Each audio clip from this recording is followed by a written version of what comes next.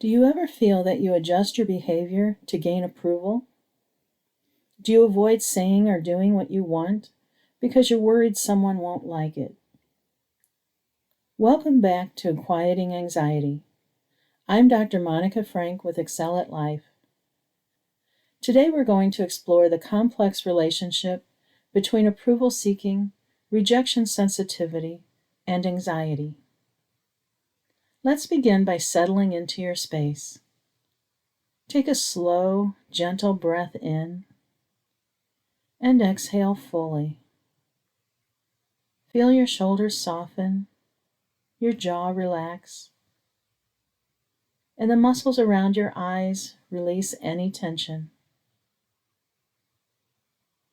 Let your body relax and feel light, knowing you are safe in this moment. Now imagine yourself floating. You might be drifting peacefully on calm water, or resting weightlessly among soft, gentle clouds. There is nothing you need to do, nowhere you need to be. You are simply floating, free from effort, free from expectations, free from demands. Notice how light and easy this feels. The usual weight of I should, or I must, or what will they think, has been set down. You can let go of these demands, even just for now. The need for approval is a demand, one that has probably felt heavy at times. But in this space, you can begin to loosen the grip. You are safe. You are enough, exactly as you are, without needing to earn validation from anyone else. As you continue to breathe gently, remind yourself, this is a space for learning, for growth, and for kindness toward yourself.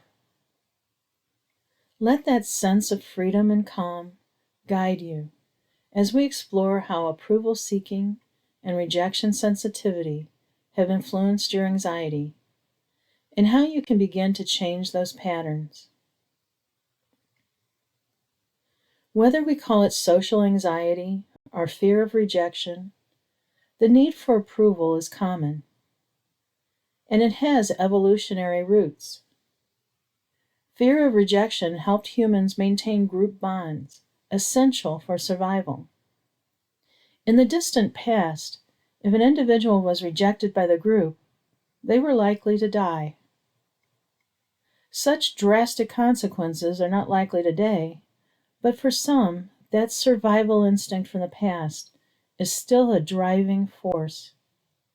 It becomes overactive, and the fear leads to intense distress and extreme avoidance of disapproval.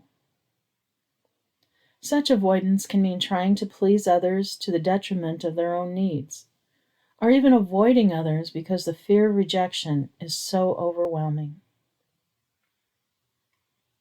It's also important to understand that social anxiety, approval seeking, and the fear of rejection can be present across many anxiety disorders, not just social anxiety disorder.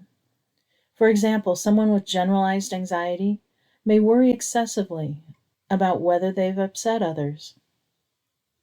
A person with panic disorder might avoid social situations out of fear that having a panic attack will lead to embarrassment and judgment. Even those without a formal diagnosis may recognize how often their behavior is shaped by the desire to avoid disapproval. For many people with anxiety, approval seeking can be a hidden driver of distress. It leads to avoiding social interactions, being afraid to speak up, agreeing to things you don't want to do, and feeling resentful for not standing up for your own needs. You may behave in ways that go against your personal values just to avoid potential rejection. You might hesitate to express an opinion, repeatedly give in to others' preferences, or pretend to be fine when you're not. Over time, these patterns can erode your confidence and contribute to ongoing anxiety. I also want to take a moment to talk about how culture plays a role in how we experience and understand social anxiety. Research shows social anxiety disorder is diagnosed far less frequently in some Asian cultures, less than 1% compared to over 7% in Western cultures. Why such a big difference? In Western societies, there's often an expectation to be outgoing and independent. If you're more reserved, you may have felt something was wrong with you, even though that's simply your personality. In contrast, many Asian cultures value being more reserved and considerate of others. What's labeled as a disorder in one culture may be considered completely normal in another. So, why do some people experience rejection so intensely? There are three main reasons. First, lack of guidance can influence how you view other people's behavior. Children need adults to teach them how to manage and interpret emotions. Without guidance, even small incidents can feel overwhelming. Second, everyone is born with different personality traits. Some people are naturally more sensitive and anxious. These traits, present from infancy, shape how we experience social situations. And as I said earlier, the same traits can be viewed positively or negatively by different cultures, which can affect how you feel about yourself. You may have been praised for outgoing behavior and ignored or criticized when you're quiet. Over time, these subtle messages can become internalized, shaping your beliefs about what is acceptable. Finally, the experiences you have had can affect how you view interactions with others. People who have been bullied, neglected, or traumatized often anticipate rejection. Without alternative interpretations, they may often misread neutral situations as negative. That's why it is important to understand that if you've ever been told or made to feel that your shyness or discomfort was a flaw, it does not mean something is wrong with you. Maybe you were a child who found it overwhelming to speak in front of a group or hated the idea of a big birthday party. Instead of hearing, "Lots of people find this hard. Let's talk about how to make it easier," you may have felt pushed to change. Those early messages can stick and contribute to anxiety later on. But here's the truth. You don't have to see yourself as defective or broken. Managing social situations doesn't mean fixing who you are. It means understanding your natural style and learning strategies to help you feel comfortable and confident without pretending to be someone you're not. Understanding approval seeking and rejection sensitivity starts with learning about common cognitive distortions that can drive this anxiety, as well as avoidance behaviors. First, overgeneralizing is a belief that increases social anxiety. Our minds are wired to predict future events based on past experiences. If you were teased or rejected before, you may assume others will treat you the same. For example, thinking, "People have always laughed at me, this person will too." However, that is not reality. Everyone is not likely to treat you in the same way.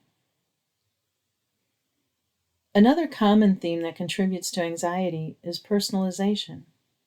You might overhear someone say, "He's a real jerk," and assume they're talking about you. You notice someone roll their eyes and assume they're annoyed with you. You take responsibility for things that likely have nothing to do with you. Recognizing that every word or behavior of others is not about you can help in reducing personalization. Negative evaluation of self influences your beliefs about how others will react to you. You may expect rejection because you don't believe you're worthy of acceptance. Those with sensitivity to rejection often make negative assumptions about themselves and believe that others perceive them in the same way. However, this negative self-perception may not be an accurate reflection of others' evaluation of them. Another pattern that contributes to social anxiety is mind reading. You assume you know what others are thinking, usually in a negative way. For example, Suzanne greeted a coworker and didn't get a response. She assumed she was being ignored, but her greeting may not have been noticed. Emotional reasoning is also common. For instance, Luann felt guilty whenever her family was unhappy and assumed she must have done something wrong. As we've discussed before, emotions are signals to stop, think, and evaluate, not commands to act. Approval-seeking behaviors often create the rejection that is feared. Fear of rejection can cause you to withdraw, act passively, or seek excessive reassurance, which may in turn cause others to distance themselves, which reinforces your belief that others will reject you. What can be done to change these patterns? Cognitive therapy and mindfulness have both been shown to help. Identifying and challenging inaccurate thoughts reduces triggers, while mindfulness reduces distress and increases tolerance for uncomfortable emotions. Together, these approaches can help you develop resilience. The first step to calming social anxiety is changing how you think about rejection. Rejection is often not personal. It's often about fit. People have different interests and personalities. Relationships that don't click aren't a reflection of your value. It isn't normal to be liked by everyone. I often think that if some people don't like me, it's a good thing because it means I am being genuinely myself. Also remember, people are not as focused on you as you think. Most are preoccupied with their own lives. Even if they notice you, it's usually a passing thought, not judgment. And if someone is critical, it often says more about them than about you. Approval seeking is discomfort with disapproval. By learning to tolerate disapproval, you free yourself from the exhausting cycle of trying to please everyone. So for today, reflect on the following questions. Where in your life do you compromise your needs to seek approval? Where can you take even a small step toward being true to yourself? Your task is to practice saying no. You don't actually have to say no to someone yet. Just practice in front of a mirror or imagine saying no. And imagine tolerating the discomfort of doing so. In addition, listen to the companion audio to help you challenge the need for approval. As we bring today's lesson to a close, take a moment to connect with your breath once again. Inhale slowly and exhale fully. Picture yourself once more floating easily, weightlessly, supported by calm water or soft clouds. There is no pressure here, no expectations, just the peaceful rhythm of your breath and the gentle motion of the surface beneath you. Let this sensation remind you that you can exist without demands. You do not have to shape yourself to fit what others want. You do not have to strive for constant approval. You are whole and valuable simply by being you. As you breathe, Silently say to yourself, I am learning to let go of the need for approval. I am enough just as I am. Carry that lightness and freedom with you today. Remember, you can always return to this calm place within yourself whenever you need to let go of demands. You are worthy of connection and belonging without needing to earn it through perfection or self-sacrifice. Until next time, keep practicing, keep breathing, and keep moving forward.